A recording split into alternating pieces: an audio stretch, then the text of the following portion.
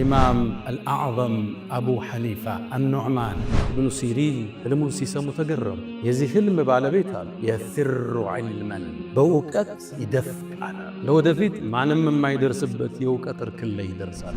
የግንዛቤ ስፋቱን ሲያዩ ጠሩት። አንተ ኑዕማን አሉ፣ እውቀትን ከማን ነው የምትማር አሉ። አይኔ ንግዱ ላይ እንጂ እውቀቱ ላይ አልበረታውም አላቸው። አንድም ምክር ሰጡ።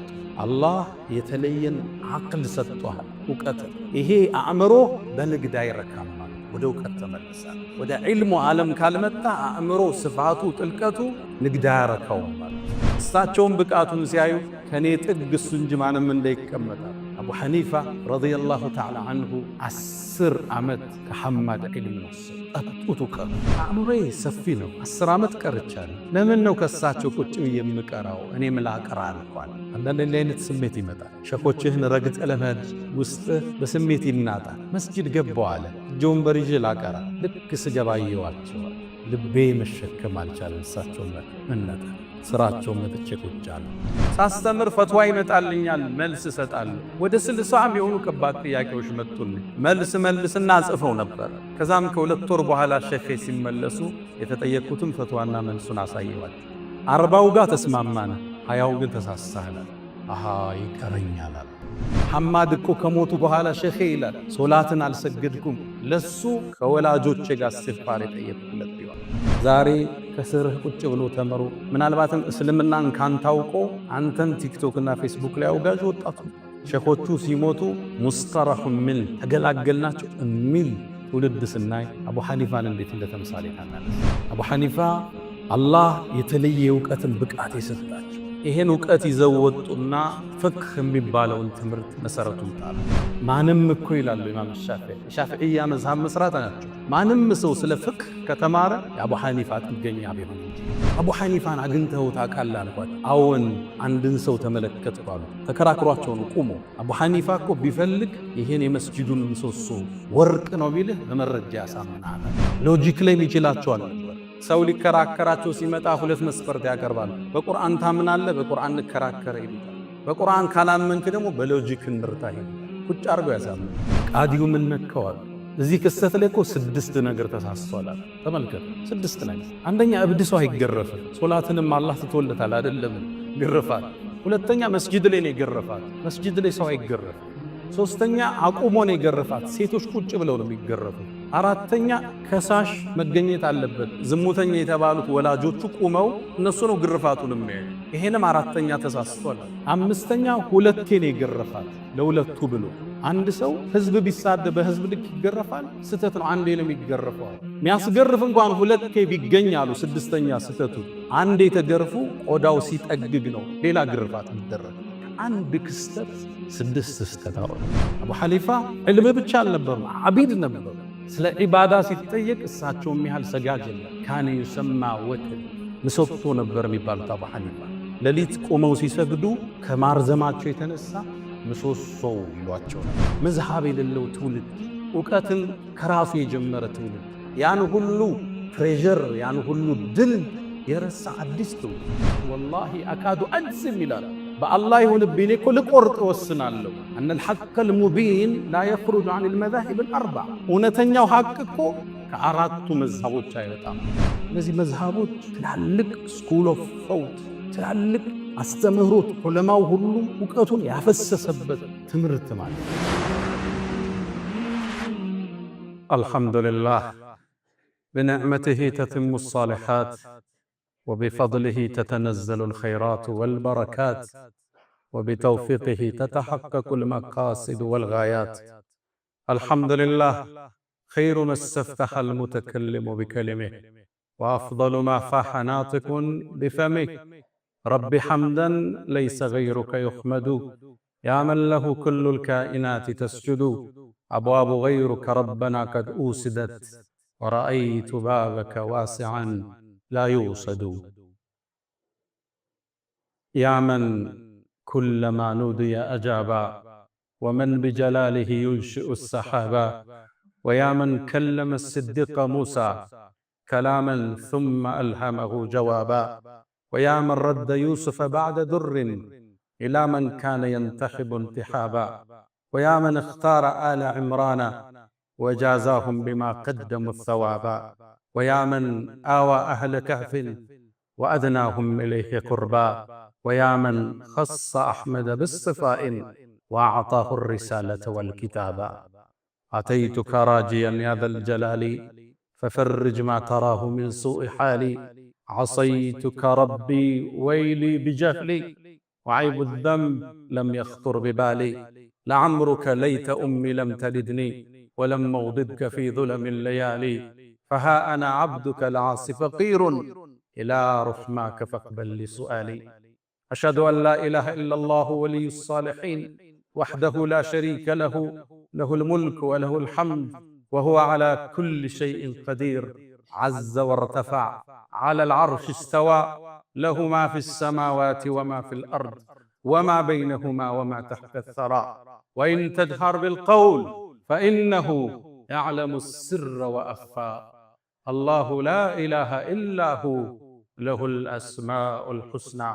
وأشهد أن سيدنا وإمامنا وقرة أعيننا محمدًا عبد الله ورسوله، وخيرته من خلقه وآمينه على وحيه. فبلغ من ربه الرسالة وأدى الأمانة ونصح الأمة، وتركنا على المحجة البيضاء ليلها كنهارها لا يزيغ عنها إلا هالك.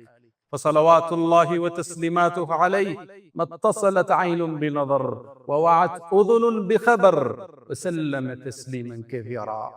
أغر عليه للنبوة خاتم من الله، نور يلوح ويشهد، وشق له من اسمه ليجله. فذو العرش محمود وهذا محمد، نبي أتانا بعد يأس وفترة من الرسل والأوثان تعبد. فأمسى سراجا مستنيرا وهاديا يلوح كما لاح الصقيل المهند. فأنذرنا نارا وبشر جنة وعلمنا الإسلام، فالله نحمد.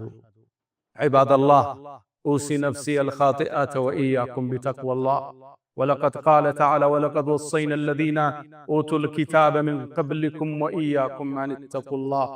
يا أيها الذين آمنوا اتقوا الله وقولوا قولا سديدا يصلح لكم أعمالكم ويغفر لكم ذنوبكم، ومن يطع الله ورسوله فقد فاز فوزا عظيما.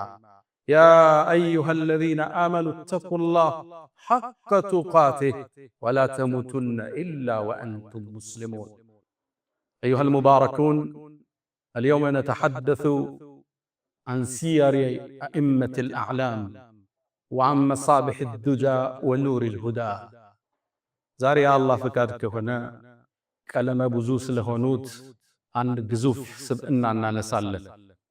يا أئمة ሁሉ አባት የተለየ ክብርና ስም የተቸራቸው ከሳቸው በኋላ ሁሉ የመጡ ኢማሞች ኢማሙል አዕዘም ታላቁ መሪ ታላቁ ኢማም ስላሏቸው ትልቅ ስብዕና ገጾችን እንገልጻለን። ገጻቸው ብዙ ነው። ታዋቂ ዓሊም ማንም አይወዳደራቸው፣ በመረጃና በክርክር ብቃታቸው ሁሉን ያሳኑ፣ በዒባዳቸው የበረቱና የጠነከሩ፣ ከዛም አልፈው ውብ ስነ ምግባርና ጥሩ ስብዕና ያላቸው፣ ከዛም አልፎ ሀብታም ነጋዴና ታታሪ ሰራተኛ አላህ ቀለመ ብዙ ስላረጋቸው አንድ ትልቅ ስብዕና እናነሳለን።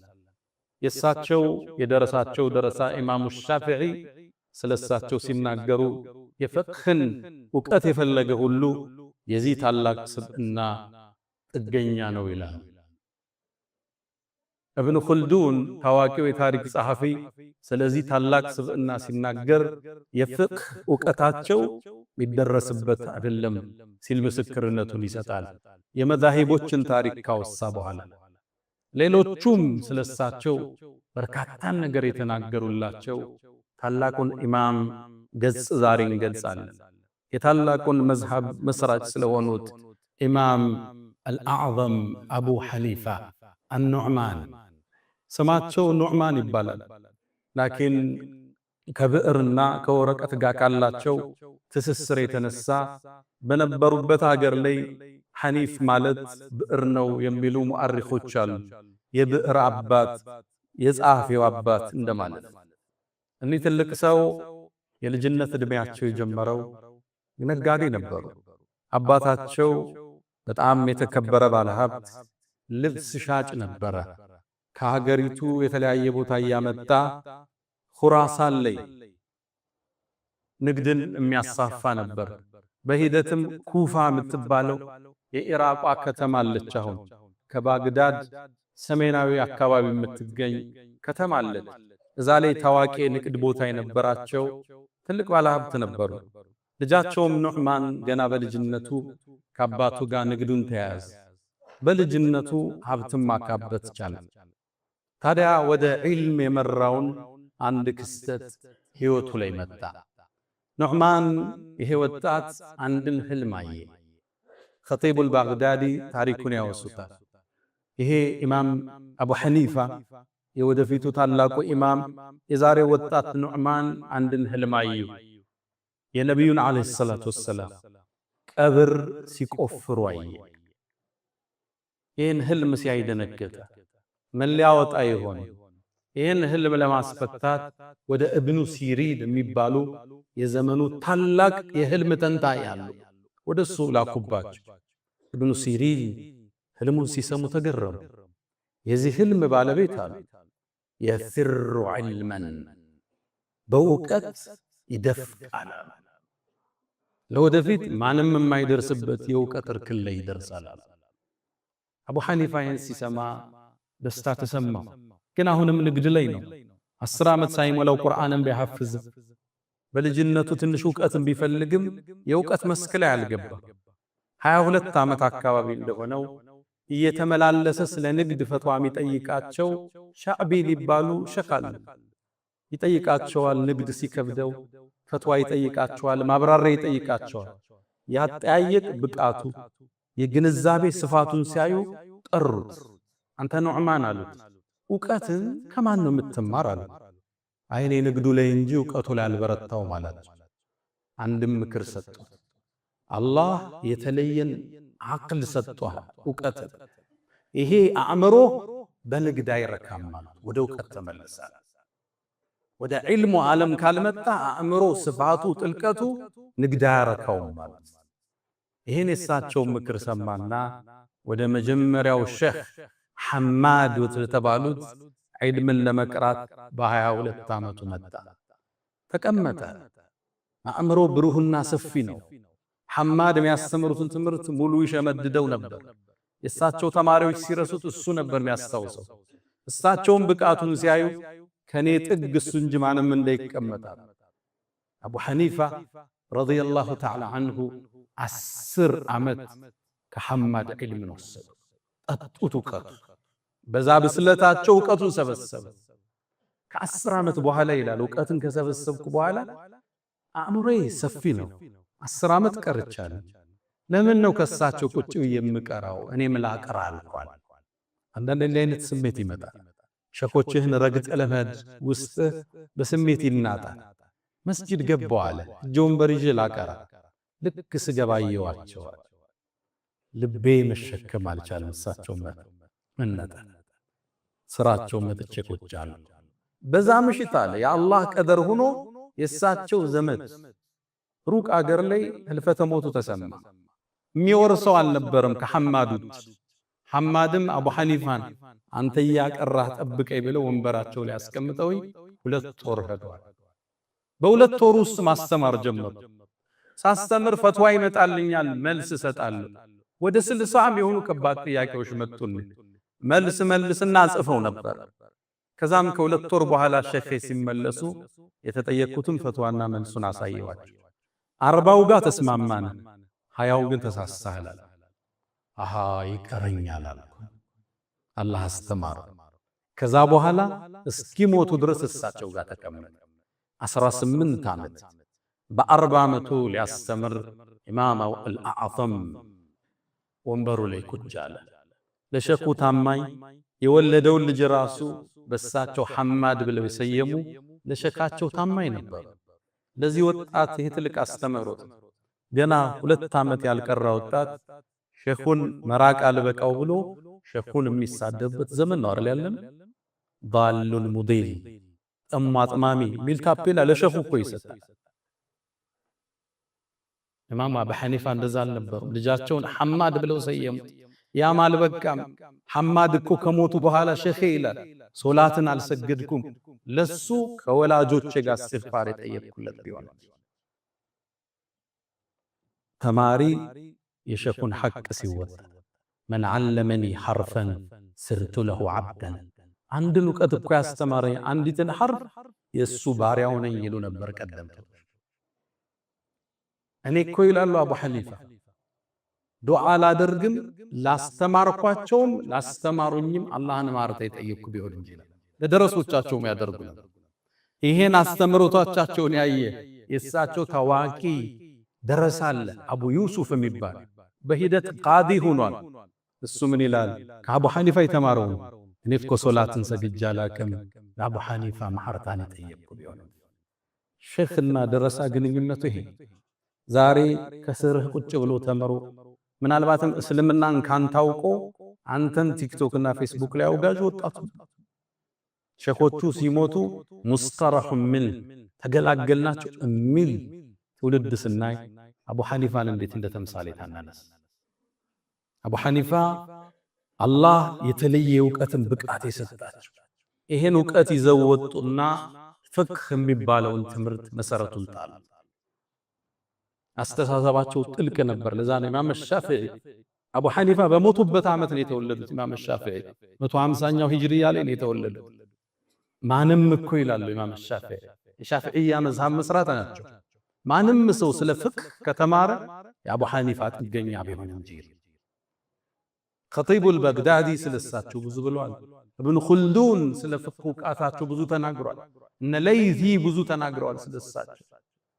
እነ ፈድል ብኑ ሙስላ የፍቅህ ዕውቀት እኮ ሰው ልጆች ተኝተው ነበር አቡ ሐኒፋ ቀሰቀሳቸው ይላል። በእርግጥም ያየው ህልም ተፈታ በሂደት። አላህ ሻርፕ የሆነ አቅል ነው የሰጣቸው። ተከራክረህ አታሸንፋቸው። ለዛ ነው ኢማም ሻፊዒ ሼኻቸው በቀጥታ ኢማሙ ማሊክ ናቸው። ኢማሙ ማሊክን ጠየቅኳቸው፣ አቡ ሐኒፋን አግኝተው ታውቃለህ አልኳቸው። አዎን አንድን ሰው ተመለከትኩ አሉ። ተከራክሯቸው ነው ቁሞ። አቡ ሐኒፋ እኮ ቢፈልግ ይሄን የመስጂዱን ምሰሶ ወርቅ ነው ቢልህ በመረጃ ያሳምናል። አላህ የተለየ አእምሮ ነበር የሰጣቸው። ሙአሪኾቹ የታሪክ መዛግብት ሲጽፉ የምድራችን አእምሮ በአንድ ሚዛን ላይ ቢሆን የአቡ ሐኒፋ ለብቻው የሱ ሚዛን ይደፋል የተባለለት ነበር። ክርክረ ብርቱ ነው። ሎጂክ ላይ የሚችላቸው አልነበር። ሰው ሊከራከራቸው ሲመጣ ሁለት መስፈርት ያቀርባል። በቁርአን ታምናለህ፣ በቁርአን እንከራከር ይሉታል።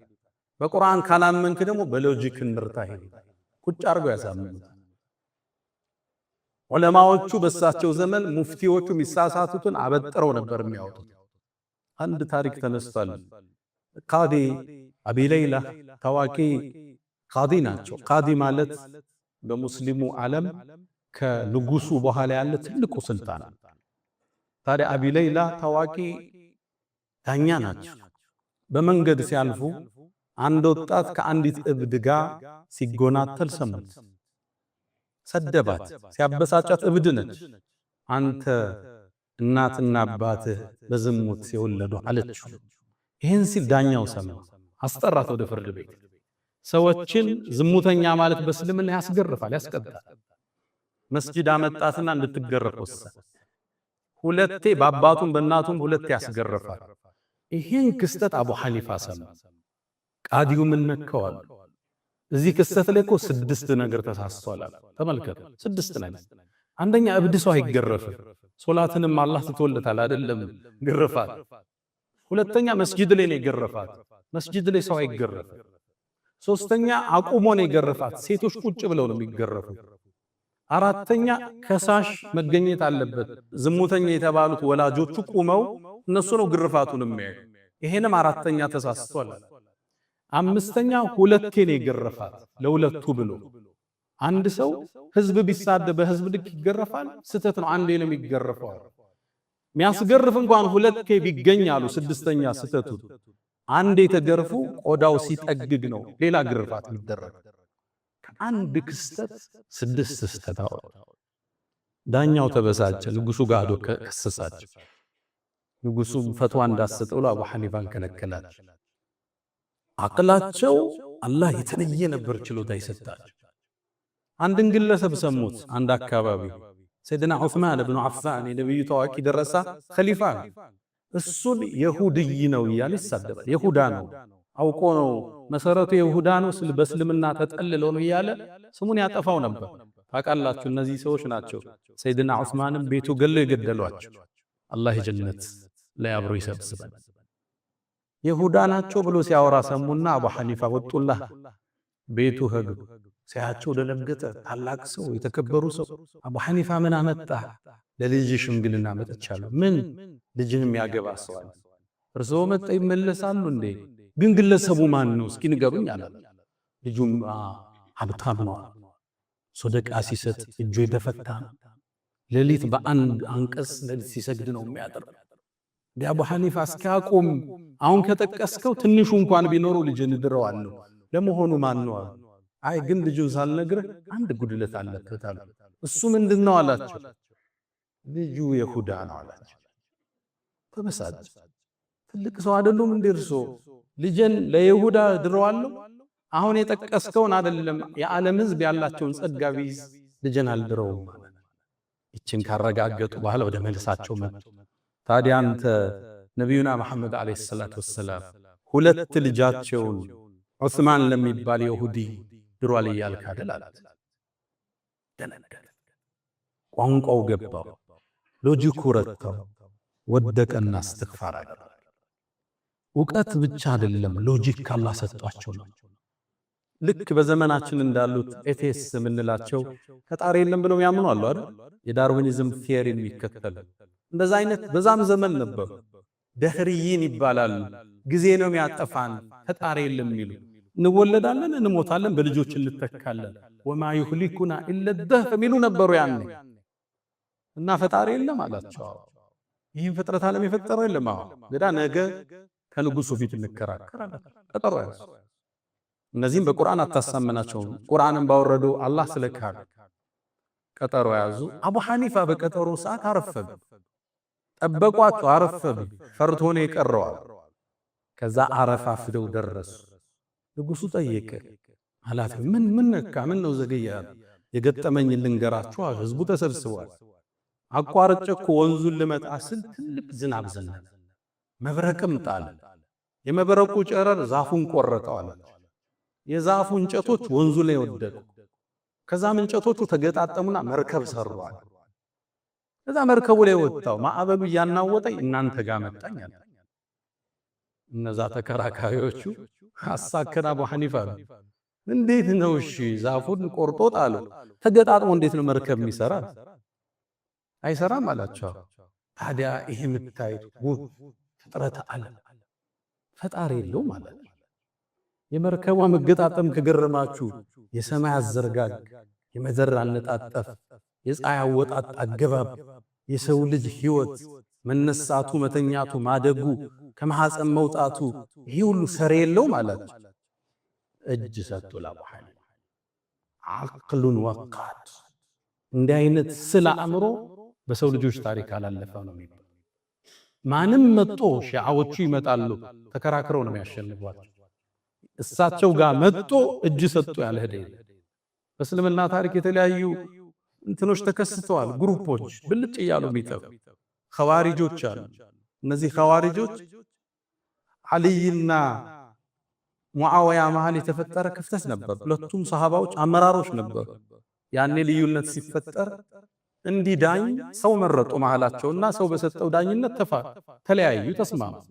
ይችን ይዘው እንዴት ኢንል ሁክሙ ኢላ ሊላህ ፍርድ ለአላህ እንጂ ሰው ይፈርዳል እንዴ ብለው አውግዘው ይኖራሉ። ሁለቱንም አክፍረው ሁለቱንም ከሃዲ ናቸው ብለው ትተዋቸው አቡ ሐኒፋ ጋር መጡ። ለምን መጣህ? ልከራከር። አልይና ሙዓዊያ ውስጥ የነበረው ልዩነት በሰው ዳኝነት ይበቃል እያልክ አይደል አለ። አይበቃም አለው። ታዲያ እንከራከር፣ ቁጭ በላል። ቁጭ አለ ደስ ብሎ። እሺ እኔ እናንተ እንወያያው፣ ግን ስንወያይ በሐሳብ ብንለያይ ማን ይዳኘናል? የፈለከው ምረጥ አለ። ከጎኑ ጓደኛው አለ። እኔ አንተ ጓደኛ ቢዳኘን ደስ ይለኛል፣ ምን ትላለህ? ጓደኛው ስለሆነ ደስ አለ። እኔ መስማማለሁ አለ። ከዛ አሸነፉት። አዚው በእኔና አንተ መሃል በዲል ልንወያይ ጓደኛ ዳኛ እንዲሆን ከወሰንክ በዓልይና በሙዓውያ መሃል ዳኛ ቢገባ ችግሩ ምንድን ነው? ፊቱን አዙሮ ወጥቶ ሄደ። ዓቅሉን ወቃድ። ይሄ ኹጥባ ይበቃም፣ ታሪካቸውን ዘረዝርላል። አላህ የመጠቅ አስተሳሰብ ሰጠን። አመለካከታችሁ ጥልቅ ነው። እንደዚህ አይነት አስተሳሰብ ሲጠብባቸው ወደ ሶላት ወደ እስትግፋር ይመለሱ ነበር። ወንጀል ነው እውቀቴን የዘጋው የሚሉ ነበር። ሶላት እስትግፋር አድርገው ነበር የሚነሱት። አቡ ሐኒፋ ታላቅ ኢማም አልአዕዘም፣ ለዚህ ትውልድ ሞዴል ልናረጋቸው እንሻለን። አሁን የመዝሃብ ትምህርት ተረስቶ የታላላቆቹ ሲራ ተደምስሶ ተራ የሆኑ መሻይኾች እንደ ሞዴል በተያዙበት፣ ተራ የሆኑ ኡስታዞች እንደ ሞዴል በተያዙበት ዘመን ከምንጩ ከስሩ ታላላቆችን ለዚህ ትውልድ ልናስተዋውቅ ግድ ይለናል። አቡ ሐኒፋ ዕልም ብቻ አልነበሩም፣ ዓቢድ ነበሩ። ስለ ዒባዳ ሲጠየቅ እሳቸውም ያህል ሰጋጅ የለም። ካነ ዩሰማ ወተድ፣ ምሰሶ ነበር የሚባሉት አቡ ሐኒፋ። ሌሊት ቆመው ሲሰግዱ ከማርዘማቸው የተነሳ ምሰሶው ይሏቸው ነበር። በአንድ የቁርአን አንቀጽ ሙሉ ሌሊት ሊያድሩ ይችላል። ቁርአንን ሶላት ላይ ካኸተሙ በእስልምና ታሪክ 4 ሰዎች ውስጥ አቡ ሐኒፋ ናቸው። ዑስማን ብኑ ዓፋን ቁመው አኽትመዋል። ተሚሙን ዳሪ ቁመው አኽትመዋል በአንድ ሶላት። ሰዒድ ብኑ ጁበይር አኽትመዋል። 4ኛው አቡ ሐኒፋ ናቸው። ልብ ብላችኋል። ረመዳን ላይ በ3 ጁዝ እንቆም ይሆናል ማለት 30 ጁዝ እንዴት ሰው ይቆማል? አላህ ወቅቱ እንዴት ነው የባረከላቸው? በአንድ ሶላት ሙሉ ሌሊት፣ አንዳንዴ በአንድ አንቀጽ ረጅም ጊዜ ይቆያል። በልሳዓቱ መውዒዱሁም ወሳዓቱ አድሃ ወአምር፣ ያለቀሱ ስለ ቂያማ እያስታውሱ የሚያድሩበት ምሽቶቹ ረጅም። ደኸልቱል ኩፋ ይላል ለይሲ የሚባል ታዋቂ ዓሊም፣ ኩፋ ሀገር ገባው ኢራቅ አካባቢ ስገባ እዝች ሀገር ላይ ዛኪሩ ዓቢዱ ማን ነው አልኳቸው ይላል። ወደ አቡ ሐኒፋ አመላከት። ዒልም አለ፣ ዒባዳ ደሞ አለ። ብዙ ጊዜ ይነጣጠላል። አንዳንዱ ዒልም አለው ጥሩ ነው ትለዋለህ፣ ቁርአን ላይ ደካማ ይሆንብሃል። ተሐጁድ ተነስቶ የመስገድ ሰኞና ሐሙስ የመጾም ድካም ታያለህ። ጿሚ ነበሩ፣ ሰጋጅ ነበሩ። አቡ ሐኒፋ ዒባዳቸው የበረታ ነበር። ለአላህ ያላቸው ፍራቻና ጥንቃቄ ጥልቅ ነበር። በጣም አላህን የሚፈሩ የሰውን ስም ለማንሳት የሚሰቀቁ ነበሩ። አብዱላህ ብኑ ሙባረክ ሱፊያን ሶሪን ጠየቅኳቸው ይላል። እኔ አቡ ሐኒፋ ጋር ቁጭ ብዬ ስለ ሰው ሲያነሳ ሰምቻ ያው አላቅም አልኳቸው። ስለ ጠላቶች ስለሚያወግዙት ሰው እሱ እኮ ያለውን መልካም ስራ ሰዎችን በማንሳት ከማስወሰድ እኮ የበሰለ ነው አሉኝ ይላል። ሰውን የማያነሱ አንደበታቸው ቁጥብ፣ አላህን የሚፈሩ ሶላታቸው የረዘመ ለቅሷቸው የበዛ ኢማም አቡ ሐኒፋ። ታዲያ ይሄ ዒባዳቸው ስነ ምግባራቸውን አሳመሩ። ኸሉቅ ነበሩ፣ ፈገግታ ያላቸው፣ ሰውን ተናንሰው ሰላም የሚሉ ሰው ዘንድ የተወደዱ ኢማም አቡ ሐኒፋ። አንድ ታሪክ ልንገራችሁ። አንድ ጎረቤት ነበራቸው። ጫማ ሰሪ ነው ግለሰቡ። ታዲያ ማታ ማታ ትንሽ መጠጥ ይጠጣል። አምሽቶ ይመጣና ስጋውን ጠብሶ ከበላ በኋላ አስካሪ መጠጡን አንስቶ ትንሽ ሲዞርበት ዘፈኑን ይለቀዋል፣ ግጥሙን ይለቀዋል። አضعوني وأي فتى أضاعوا ليوم كريهة وثداد تغريه ይላል። أضاعوني وأي فتى أضاعوا እንዴት ያለውን ወጣት አጠፉት ማለት ነው። ليوم كريهة وثداد تغريه ለክፉ ቀን ማኝ ይሆናል የተባለ ደንበር ጠባቂ ይሆናል የተባለውን ወጣት አጠፉኝ እኮ እያለ በስካር አንደበት ይዘፍን ነበር ምሽት። እሳቸው እየሰገዱ ይህን ችግር ተሸክመው ለዓመታት ኖሩ። ታዲያ አንዴ ድምፁን አጡት። የዚህ ሰው ድምፅ ምን ነው ጠፋ? የገጠመው ችግር አለ።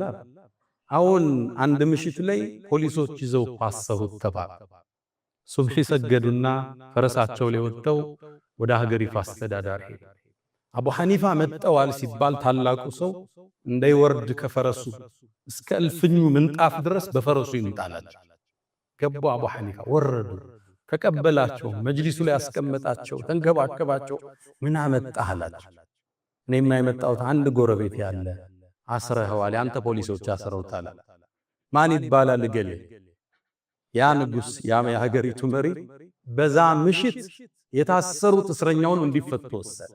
ለሳቸው ክብር ሲል ማለት አቡ ሐኒፋም ይሄን እስረኛ ጎረቤታቸውን ይዘውት እየተከተላቸው ቤቱ አደረሱትና ሐላ ضعناك يا فتى ይዘፍናት ዘፈናል አጠፋና እንደ አንተ ወጣት አለ። ኢማም ሆይ አላጠፉም፣ የጉርብትናን ሐቅ ጠበቁ፣ ተንከባከቡኝ፣ አመሰግናለሁ አላቸው። የሚገርመው ይህ ወጣት ቶብቶ የሳቸው ደረሶች ውስጥ አንዱ ለመሆን በቃ ምርጥ ጎረብ ስነ ምግባር ያላቸው ታታሪ ጎበዝ ነጋዴ፣ ለነጋዴው ሞዴል ናቸው አቡ ሐኒፋ። ኩፋ ውስጥ አገራቸው ውስጥ ህዝብ የሚያቀው የልብስ መሸጫ ቦታ አለ። ሰው በጥራቱና በተአማኒነታቸው ወደ እሳቸው ነበር ህዝብ የሚተመው። ከአባታቸው የወረሱት ነጋዴዎች ልብ በሉ፣ ንግድ ልጅ ካላስቀጠለው ለትውልድ አይተርፍ። ልጅን እስር እዛው እየኮተኮትኩ እያስተማርከው የአባቱን ሌጋሲ ታሪክ ያስቀጥላል። አባታቸውን የከተቷቸው እሳቸው ቤት መጠህ አማና ተጠብቆ ነው የምትነግድ። ውሸት የለም። እሳቸው ቤት የታወቀ ቤት ነው፣ ጥራት አለው። ፌክ ነገር አይሸጥም። የቻይናውን የጣሊያን አይባልም። እሳቸው ቤት ታማኝ ነበሩ። ትርፍን ማግበስበስ የማይወዱ ጓደኛቸው ሊገዛ ሲመጣ እኛ ከጓደኛ እናተርፍም በገዛ ነው ወሰደው የሚሉ ቸርም ነበሩ።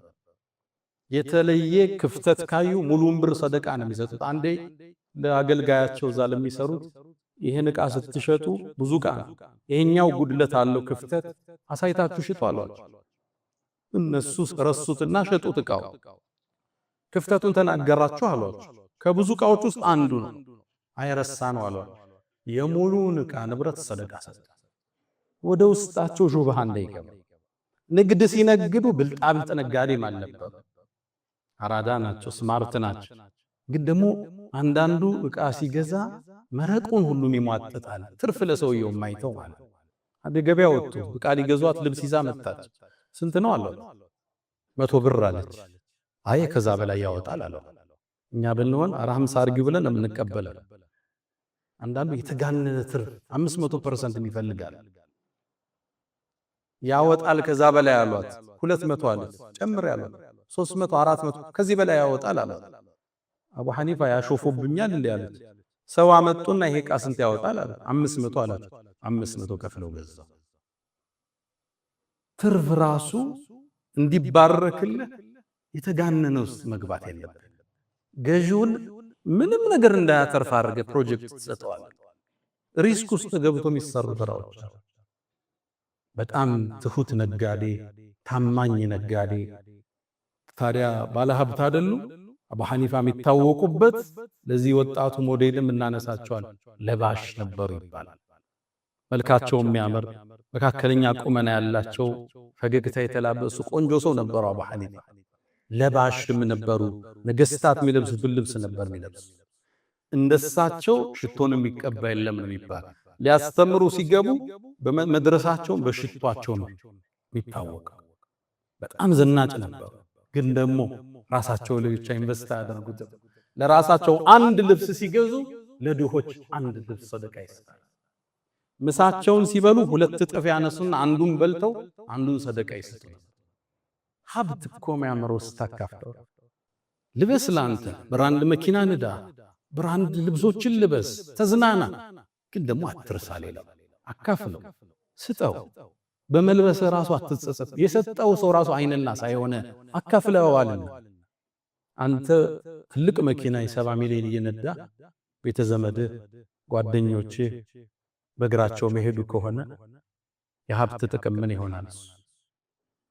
ሌላውን አካፍለው የሚያድሩ ለሌላው ተቆርሰው የሚያድሩ ሀብታም ነጋዴ፣ ታማኝ ነጋዴ፣ ውብ ስብዕና ያላቸው በኢባዳቸው ይጸኑ የእውቀት ማማ ላይ የደረሱ ኢማም አቡ ሐኒፋ አለው ፈዓሉ الخيرات واستغفروا ربكم فطوبى للمستغفرين።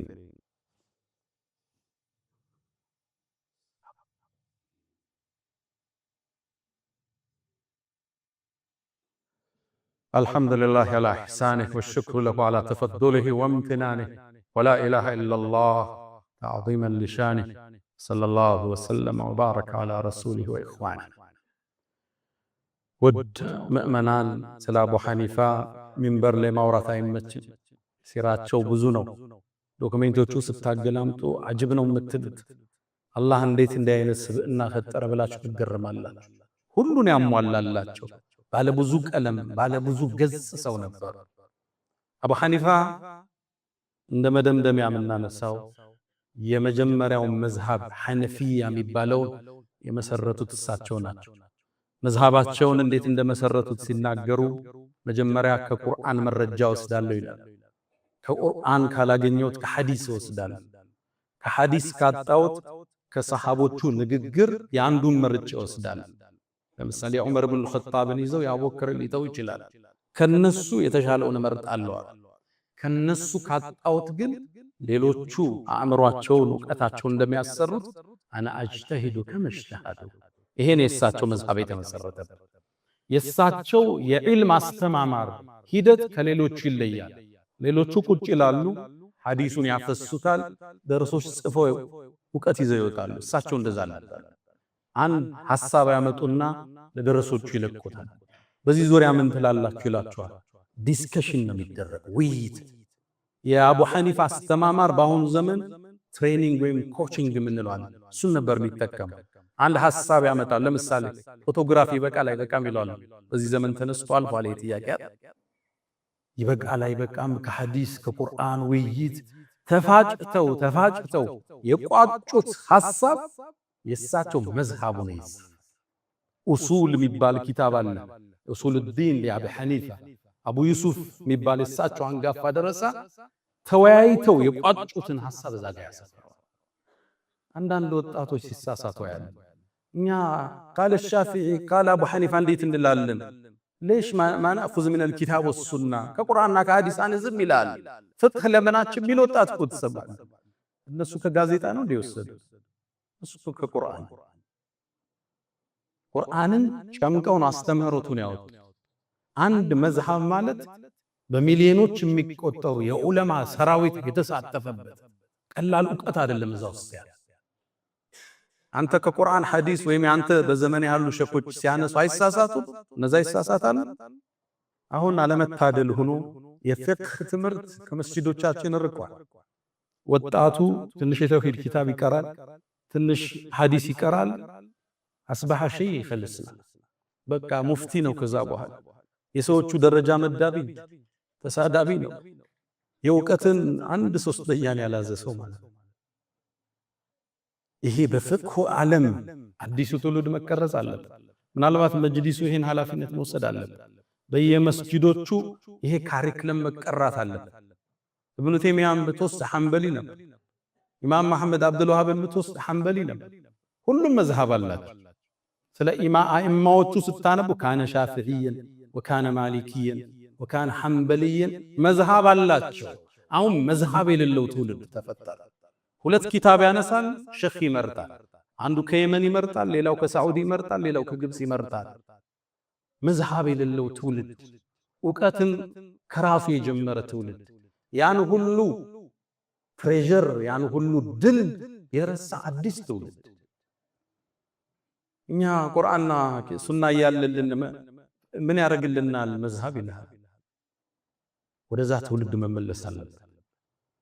ዑለማዎቹ ያን ሁሉ ዕውቀት ያፈሰሱበት የዕውቀት ቋት ነው ፍቅህ ማለት መዝሃብ ማለት። ለዛ ነው ኢማም ኢብኑ ተይሚያ ረዲየላሁ ተዓላ አንሁ አንድ አባባል አላቸው። ወላሂ አካዱ አጅዝም ይላል፣ በአላህ ይሁንብኝ እኮ ልቆርጥ ወስናለሁ። አነል ሐቀል ሙቢን ላ የኽሩጁ ዐኒል መዛሂብ አልአርበዕ፣ እውነተኛው ሐቅ እኮ ከአራቱ መዝሃቦች አይወጣም ይላል።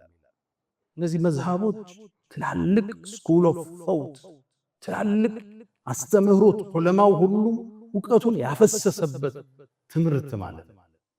ያን ሁሉ ትቶ አሁን በየሰፈሩ ያለውን ሼኽ መርጦ ሼኽ እንትና እንዲፈቷ ሰጡ ሳውዲ ላይ ይላል፣ እገሌ ዛጋ ይላል። ምንጭ የሌለው መሰረት የሌለው አየር ላይ የሰፈፈ ወጣት ማየት አንዱ ዛሬ ኢማም አቡ ሐኒፋን እንድናነሳ ያደረገ ምክንያት ነው። ኢማም አቡ ሐኒፋ በስራቸው በላባቸው ሰርተው የሚያድሩ ከነገስታት ብርን የማይቀበሉ ጠንቃቃ ሰው ነበሩ። ያኔ እሳቸው በነበሩበት የኡማውያዎች ስርወ መንግስት ማብቂያና አባስያዎቹ መጀመሪያ ላይ ነው የተገኙት። ያኔ ነገስታት ታዋቂ ሰዎችን ለማጥመድ ብር ይልኩ ነበር ለዑለማዎቹ። እሳቸው ብር ከማይቀበሉት ነበር። አንዴ መንሱር የሚባል ንጉስ ጠራቸው፣ አወራቸው፣ ተጫወቱ። ሲወጡ 30,000 ድርሃም አስሮ ሰጣቸው። ትልቅ ብር ነው በዛ ዘመን። አቡ ሐኒፋ ምን አሉት? የት አስቀምጠዋለሁ ብለህ ነው? አንተ ጋር ይቆይልኛል። በይቱል ማል የሙስሊሞቹ ቤት ውስጥ ግምጃ ቤት ውስጥ አስቀምጥልኝ፣ ብሩ ይጠፋብኛል አለ። ይሻለና አስቀመጠላቸው። አቡ ሐኒፋም ወደ አኼራ ሲሄዱ የሌላ ሰው ብዙ ብር ግን እሳቸው ጋር ነበር። ንጉሱም ሲሰማ ምን አለ? አይ አቡ ሐኒፋ የኔን ስጦታ ላለመቀፈል፣ ነገስታት ጋር ላለመገናኘት፣ በሶደቃቸው ላለማደር እኔን ቀስ አድርጎ በስልት አመለጠኝ። ለዲኑም ጠንቃቃ ነበር አለ አቡ መንሱር። ጠንቃቃ ነበሩ። በአቋማቸው ፍንክች የማይሉ ነው። ይሄም አቋማቸው ለስር ዳርጓቸዋል፣ ለግርፋት ዳርጓቸዋል። እዚህ ኹጥባ ላይ የምናነሳው አይደለም። መጨረሻም 55 ሐጅ ካደረጉ በኋላ ልብ በል ከኛ መሃል 5 ሐጅ ያደርጋል። ኢማም አቡ ሐኒፋ 55 ጊዜ ሐጅ አደረገው። 55 ሐጅ ያደረገ ታላቅ ኢማም በ70 ዓመታቸው ምድርን ተሰናበቷት። ያው ሁሌም አሸናፊው አላህ ብቻ። ነቢያት ይሞታሉ፣ ዑለማዎች ያልፋሉ፣ ነገስታቶች ይሻገራሉ። አቡ ሐኒፋ ምድርን ተሰናበቱ። ያኔ የዓለም ሕዝብ ደነገጠ። እሳቸውን ለመቅበር ሺዎቹ ተሰለፉ። ሰው ከመብዛቱ የተነሳ 6 ነበር ሶላተል ጀናዛ የተሰገደባቸው። ሰው እየተተካካ ማለት ይህን ኢማም ይህን ታላቅ ሰው ዛሬ ለወጣቱ ተምሳሌት የሆኑ ዘንድ ዛሬ እዚህ ቦታ ላይ መርጠናቸዋል። ሰላሙን ዐላ አቢ ሐኒፋ፣ ሰላሙን ፊል አወሊን ወሰላሙን ዐለይሂ ፊል አኺሪን። ያ መን ቱሒቡነ ነቢየ ሙሐመዳ ሰሉ ዐለይሂ ወሰሊሙ ጡለል መዳ ወሰላቱኩም ወሰላሙኩም ኑረን ለኩም ቢአምሲኩም ወፊ የውሚኩም ወለኩም ገዳ። ኢነላሀ ወመላኢከተሁ ዩሰሉነ ዐለ ነቢይ ያ አዩሃ አለዚነ አመኑ ሰሉ ዐለይሂ ወሰሊሙ ተስሊማ። አላሁመ ሰሊ ዐላ ሙሐመድ وعلى آل محمد كما صليت على إبراهيم وعلى آل إبراهيم وبارك اللهم على محمد وعلى آل محمد كما باركت على إبراهيم وعلى آل إبراهيم في العالمين إنك حميد مجيد. اللهم أعز الإسلام والمسلمين وأذل الشرك والمشركين ودمر اللهم أعداءك أعداء الدين. اللهم إنا نعوذ بك من زوال نعمتك وتحول عافيتك وفجاءة نقمتك وجميع سخطك يا أرحم الراحمين. اللهم أعز الإسلام والمسلمين وأذل الشرك والمشركين. وسلام على المرسلين والحمد لله رب العالمين. فأقم الصلاة.